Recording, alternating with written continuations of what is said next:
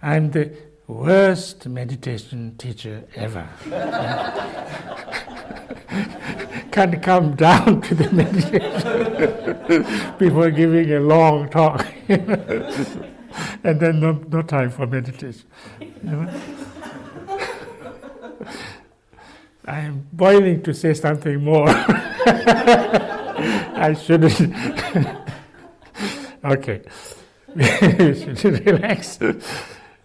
Completely relaxed and sit completely relaxed. You know, the body and the mind. You know this, I don't have to talk about it actually.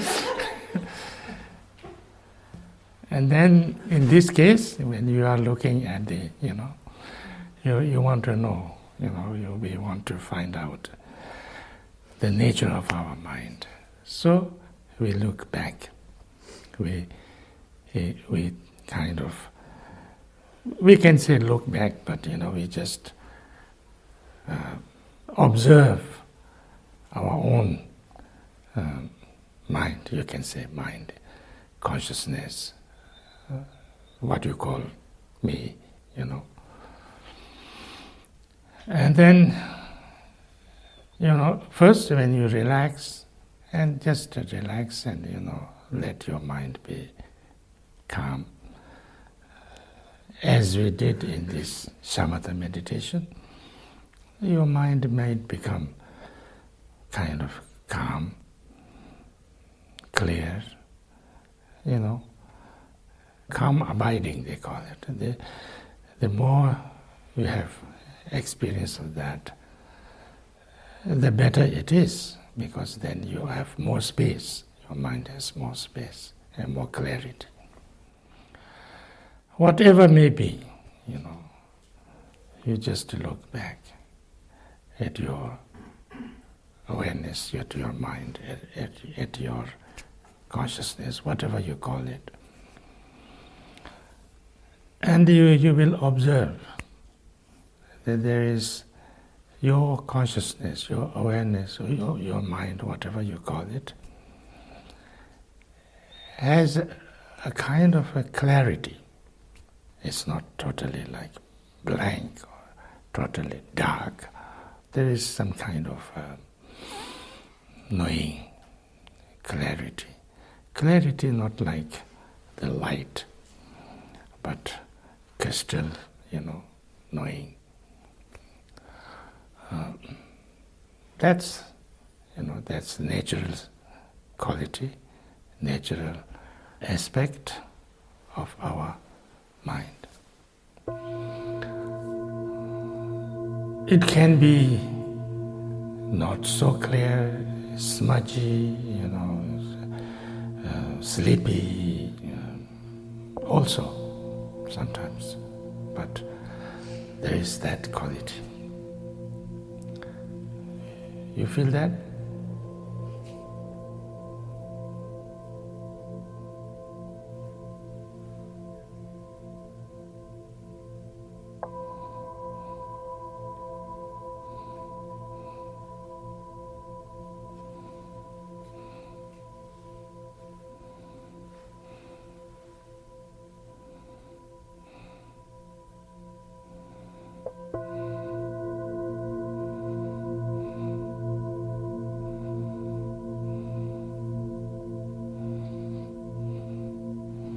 The more you relax, the more clear it becomes. Clear is like pristine clear. Like sometimes there's some water, some lakes in very high altitude or things like that. You look and you see everything in the bottom of it, everything that moves, even the fishes, crystal clear. So mind can be also. I'm not saying that it's like that now, but it can be like that. It can be very, very clear. As a clarity is one aspect of our mind. Then Next, there's always awareness. Awareness means that,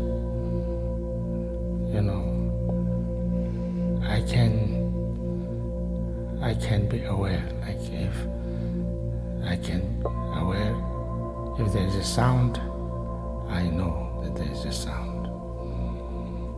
If there is a movement, I know that there is a movement. If there is a thought, I know that there is a thought. So this awareness is a natural quality of our mind. Our mind has this quality of awareness because its nature is clear.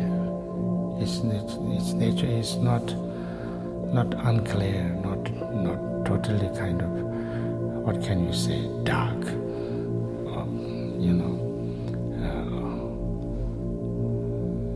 It knows its awareness.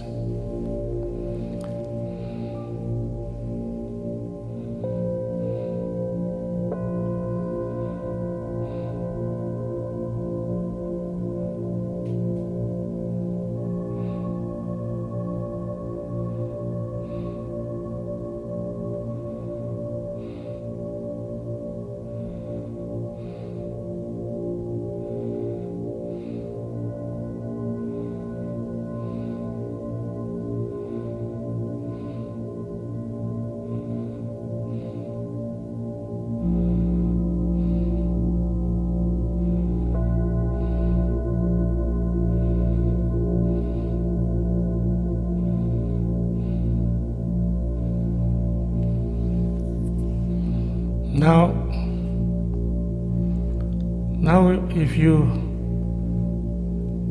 try to find out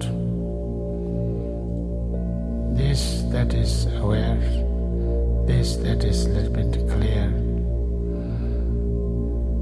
how is it? Where is it?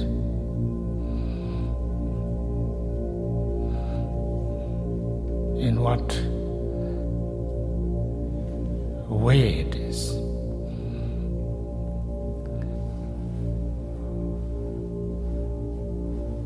Is it some kind of a form? Is it some kind of a color? Is it some kind of a thing? Is it somewhere in my part of the body or outside? We cannot find it. There's no way we can find anything that this is.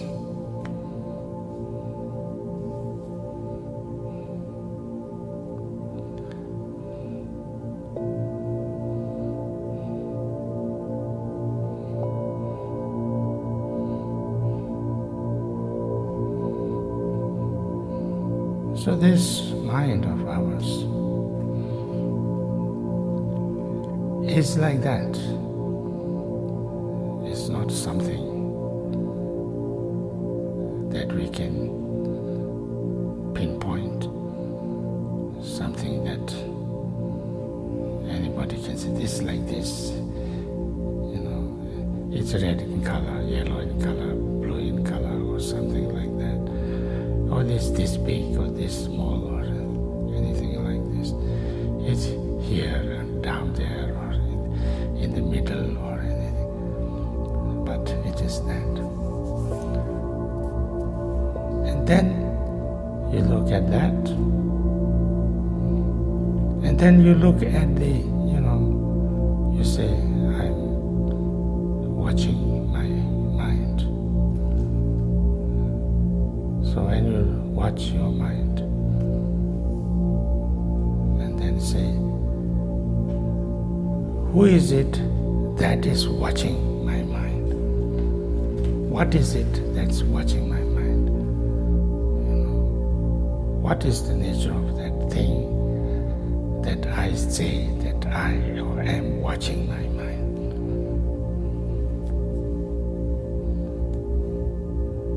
is my mind and the one that watches my mind is two different things or one thing.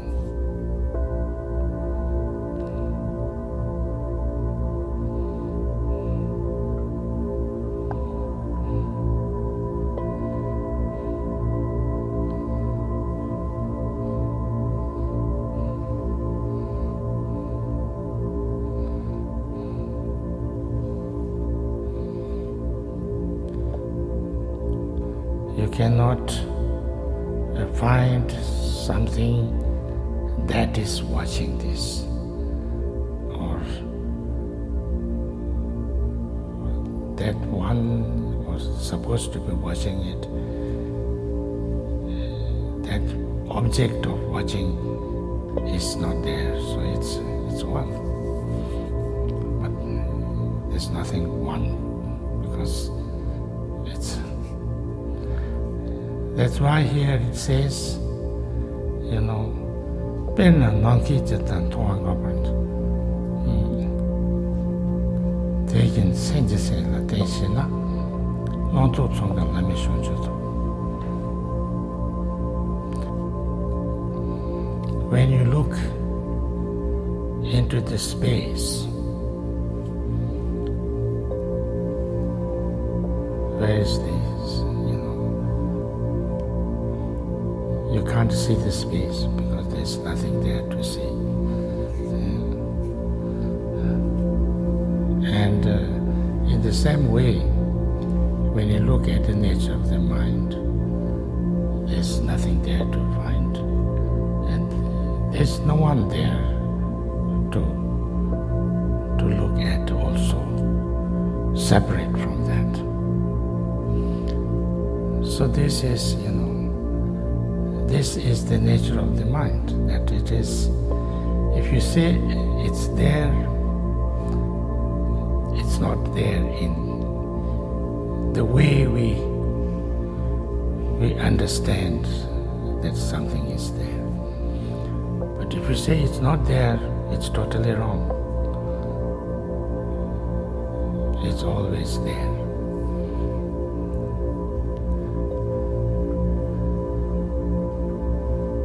Therefore, they say that, there is no example, to our consciousness, to our mind. If you have to find an example which is exactly like that, we cannot find. Therefore, it's kind of difficult to understand conceptually how is it.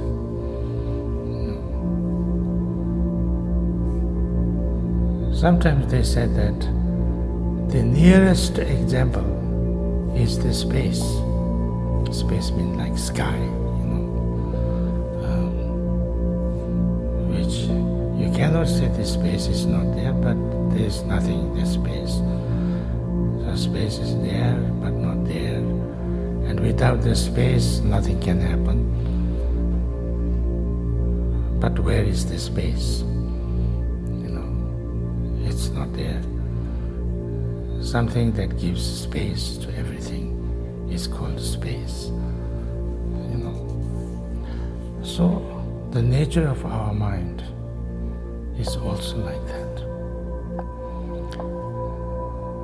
There is clarity, there is awareness, but there is nothing concrete. Because it's like that, therefore there's nothing that can be destroyed. If it is something, however strong, however solid, however impregnable, it can be somehow put into two, or destroyed, or chipped off, or something like that. But when there's nothing to, then it cannot be destroyed. So therefore, sometimes some experienced meditators call it permanent, because it's nothing you can So when you understand this, when you experience this a little bit, then you can allow your mind to relax and let your mind be calm and clear and aware. And then any kind of things can manifest, You can hear something, you can see something, you can feel something, you can have some ideas, you can have some, thoughts, and you can have all the worlds, all the universe coming up and down, and you can watch that. But a thought comes, idea comes, something you see, something you feel, it comes, it goes, it comes, it goes, it comes, it goes. It's like watching a movie. Usually, of course, we think that this is happening to me, this is nice, I like it, this is not nice, I don't like it. And then we kind of try to run after things that I like, try to run away from things I don't like, and then I get very busy and very frustrated and very, very stressed and, very anguished and very, but at the end, there's nothing, all of them comes and goes and comes and goes and comes and goes. So we really deeply understand this.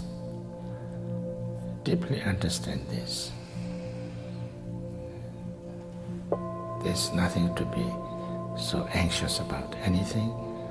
There's nothing to be so, attracted by anything. There's nothing to be so much aversion, angry, upset about anything, because anything happens, goes, comes, and goes, comes. So the more we understand this, the more we can relax and just aware of this clarity, awareness, and not grasping. We don't need to grasp, because all these problems, sufferings, and emotions, and anxiety, and all these things happen because we grasp. This is good, I want it. This is not good, I don't want it. So when we understand how not to grasp and relax, we become totally free. We become totally relaxed. We become totally in peace. And just watch this a little bit, and then also watch who is watching it. The nature of the thing that you think is watching it is not separate. It's a self-aware. There's nothing watching anybody. There's nothing there called me, except this, the nature of awareness.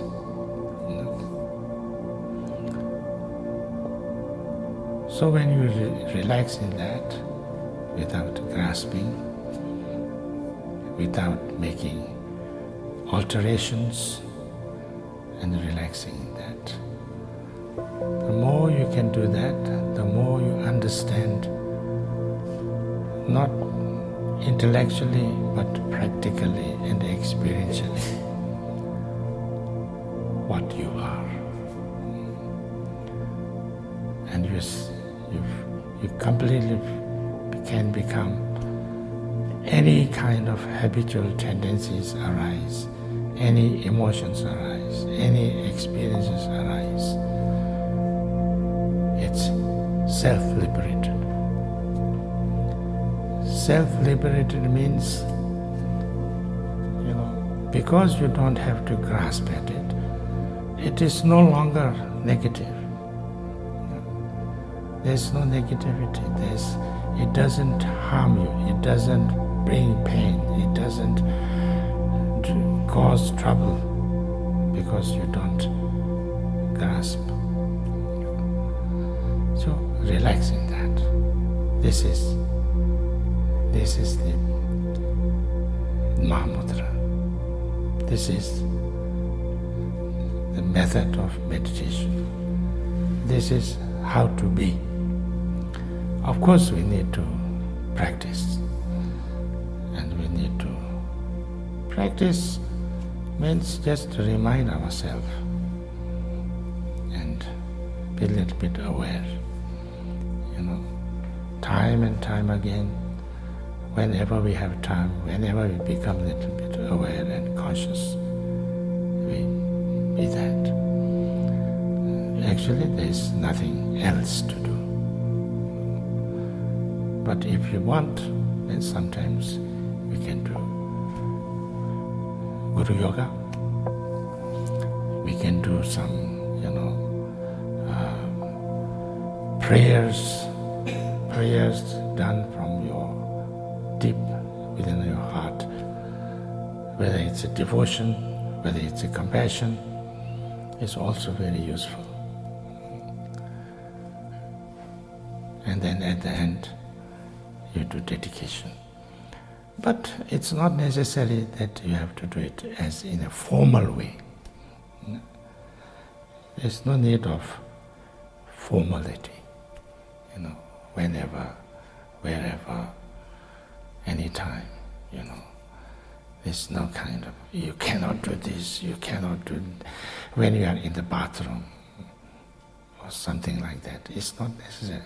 You can do any time, You can do in your sleep, you can do when you are traveling, you can do when you are eating, when you are waiting, you can do when you are doing nothing, you can do when you are doing something, or you can also not do it. It's not that we have to do it all the time, and I have to be aware all the time.